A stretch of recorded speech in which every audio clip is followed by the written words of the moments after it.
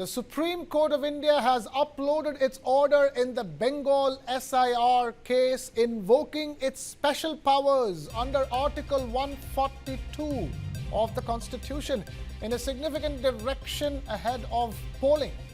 The top court has said that individuals whose appeals are allowed by the appellate tribunal will be permitted to vote on the 23rd of April. The court emphasized that given the multi-tiered safeguards already in place, any final direction for inclusion or exclusion of voters must be implemented before the state proceeds to polling, whether on the 23rd of April or the 29th of April. This means electoral rolls will have to be updated in line with tribunal decisions, ensuring that eligible voters are not denied their franchise. আজকে supreme court order দিয়েছেন যাদের নাম আছে ট্রিব্যুনালে, মানে যারা apply করেছেন সকলেই মোটামুটি করেছে আমার মনে হয়। তো সেখানে ফার্স্ট ফেজের ভোটার লিস্ট ওরা ডিক্লেয়ার করবে, সাপ্লিমেন্টারি লিস্ট 21 তারিখে, 23 তারিখের আগে। ওটা পেয়ে গেলে আমাদের বুথের সমস্ত কর্মীদের বলবো, আমাদের লিডারদের বিভিন্ন জায়গায়, যে তারা যেন রাতের মধ্যে ভোটার স্লিপ তৈরি করে বাড়ি বাড়ি পৌঁছে দেয়, যাতে ওরা ভোট দিতে পারে, যাদের নাম বাদ দিয়েছিল। আর দুই হচ্ছে যে আর 27 তারিখে 29 তারিখে যেটা লাস্ট ফেজ আছে, সেটাও দুদিন আগে 27 তারিখে বলেছে ওটা ট্রিব্যুনাল অ্যানাউন্স করবে ভোটিং রাইটস। সুতরাং I am so happy and I am proud of my judiciary and এবং আমি নিজে কেস করেছিলাম, এটা আমার কেসের ওপর। মামাটি মানুষ জিন্দাবাদ, মামাটি মানুষ ধন্যবাদ। And now we have Piyush Pandey joining us on the phone line. We also have Suman Mahapatra joining us live. Let me quickly take this across first to Piyush Pandey. Piyush, this is a very, very important direction coming in from the Supreme Court on the Bengal elections.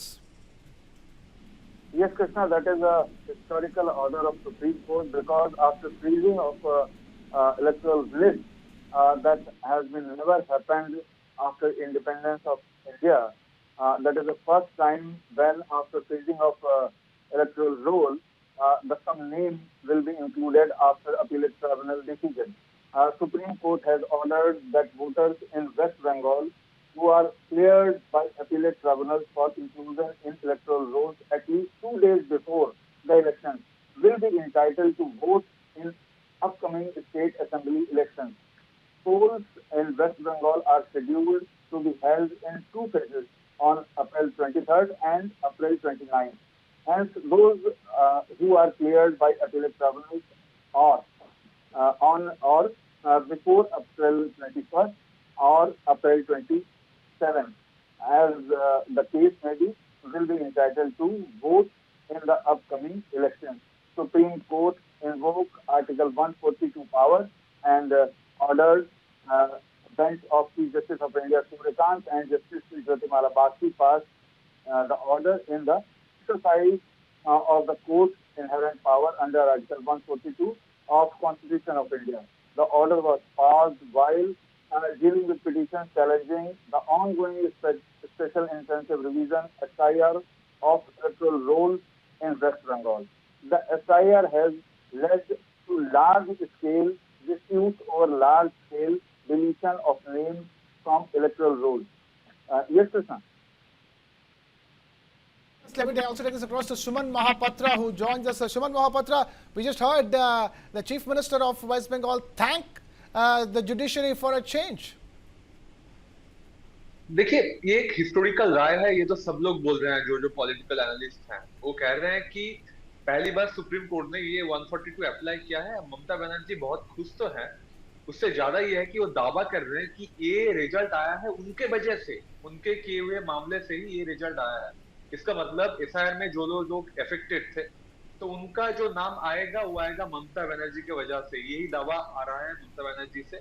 मैं आपको थोड़ा statistics बोल देता हूँ। भवानीपुर, जहां पर शुभेंदु अधिकारी और ममता बनर्जी के अंदर फाइट हो रहा है, वहां पर 50,000 से ज्यादा नाम बाद हुआ था इस एसआईआर में। हम अगर देखें तो बनगा उत्तर है, जहां पर मतुआ रिलीजियन ज्यादा है, वहां पर भी 50,000 से ज्यादा बात हुआ है। मुर्शिदाबाद, जहां पर माइनॉरिटी बहुत ज्यादा है, वहां पर 4.5 लाख से ज्यादा नाम बाद हुए हैं एडजुडिकेशन के बाद। तो इनका नाम अगर ट्राइब्यूनल पे लौट के आता है, कुछ भी परसेंटेज आता है, 5%, 7%, 10%, अब इलेक्शन डेट के 48 आवर्स से पहले अगर आता है, तो इसका क्रेडिट जाता है ममता बनर्जी को। यही दावा ममता बनर्जी कर रहे हैं और वो कह रहे हैं कि मेरे मामले से हुआ है, मैंने किया है, तो मुझे ही वोट देना चाहिए आपको, क्योंकि मैंने आपका इलेक्टोरल राइट बचा दिया। अभी यही है टीएमसी का पॉलिसी कि वो ऐसे ही चलेंगे पूरा इलेक्शन तक, बार बार यही बोलते रहेंगे कि सुप्रीम कोर्ट में ममता बनर्जी अपीयर किए थे, उनके वजह से ही आपका नाम लौट के आया है, तो आप टीएमसी के लिए वोट कीजिए। अब देखिए, ये एसआईआर जब से चालू हुआ है उसके बाद से ही बार बार टीएमसी का पहला मुद्दा ये एसआईआर है कि इससे आपका जो कॉन्स्टिट्यूशनल राइट है वो बीजेपी खंड कर रहा है। अब किसी भी तरीका से हमारा हाथ मजबूत कीजिए, हमारे साथ रहिए, क्योंकि हम आपको constitutional right लौटाएंगे।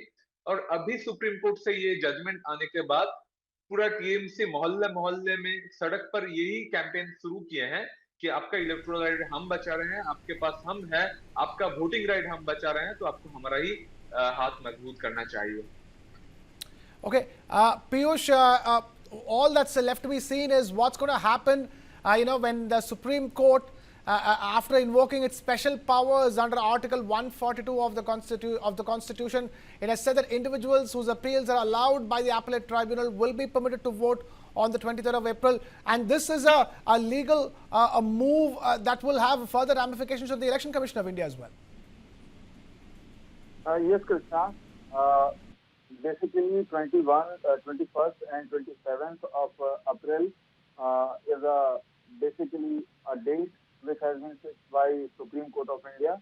After that, Election Commission of India will issue a supplementary list, maybe 22nd or maybe 21st of April night, or second phase is the 29th of April. So that the date has given by a cutoff 27th of April. So maybe Election Commission of India will issue a supplementary list 27th of night or 28th of April, 28th of April. Yes, Krishna. Okay.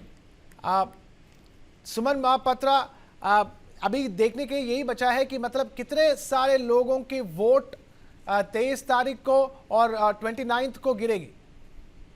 मैं जो आपको data दिया ना कि बंगा उत्तर, उसके बाद मैंने आपको बोला कि बागदा सीट, यहाँ पर ज्यादा नाम कटा है मतुआ लोगों का और हिंदू लोगों का। अब माइनॉरिटीज का वोट ज्यादा कटा है नाम मुर्शिदाबाद में, मालदा में। अब टीएमसी का वोटर लोग जो है वो उनका ज्यादा नाम कटा है। ये दावा टीएमसी की तरफ से बार बार आ रहा है कि मुर्शिदाबाद में, मालदा में ये लोग माइनॉरिटी को टारगेट करके उनका इलेक्शन राइट कर दिया है, ऐसा ही दावा कर रहा था तृणमूल। अभी सुप्रीम कोर्ट से जब ये जजमेंट आ गया कि इलेक्शन के 48 आवर्स के पहले तक ट्राइब्यूनल में मामला सैंक्शन होगा, वहां पर किसी को अगर वोटिंग राइट मिलता है तो वो वोट दे पाएंगे। अब इससे हेल्प किनको होगा? इससे हेल्प होगा टीएमसी वालों को। यही टीएमसी वाले बार बार प्रचार कर रहे हैं कि देखिए, आपका वोटिंग राइट लौटाने के लिए लड़ा कौन? लड़ा ममता बनर्जी। वो सुप्रीम कोर्ट गए थे। इसीलिए अगर आपका वोटिंग राइट आपको वापस मिल रहा है इस वोट में, तो आपको सिर्फ और सिर्फ ममता बनर्जी को ही वोट करना चाहिए, टीएमसी को वोट करना चाहिए।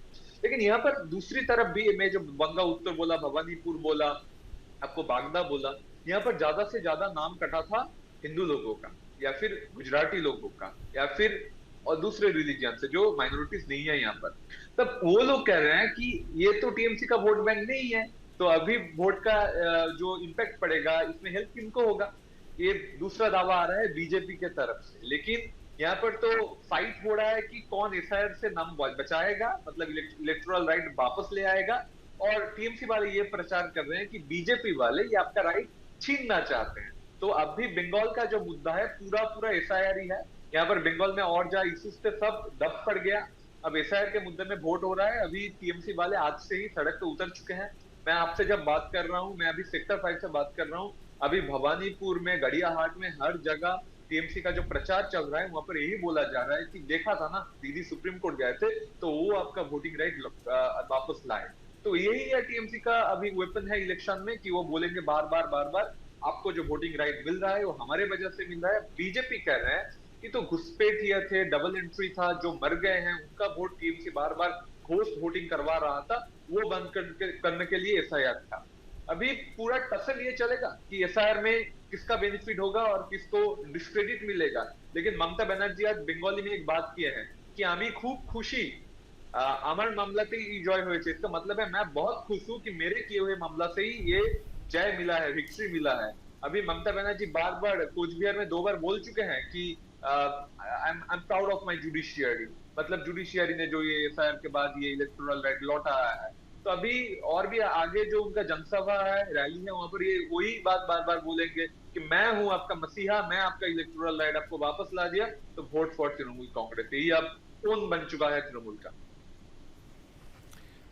Fair enough. We'll leave it at that. Suman Mohapatra and Piyush Pandey, thank you for taking time out to be with us here on the broadcast.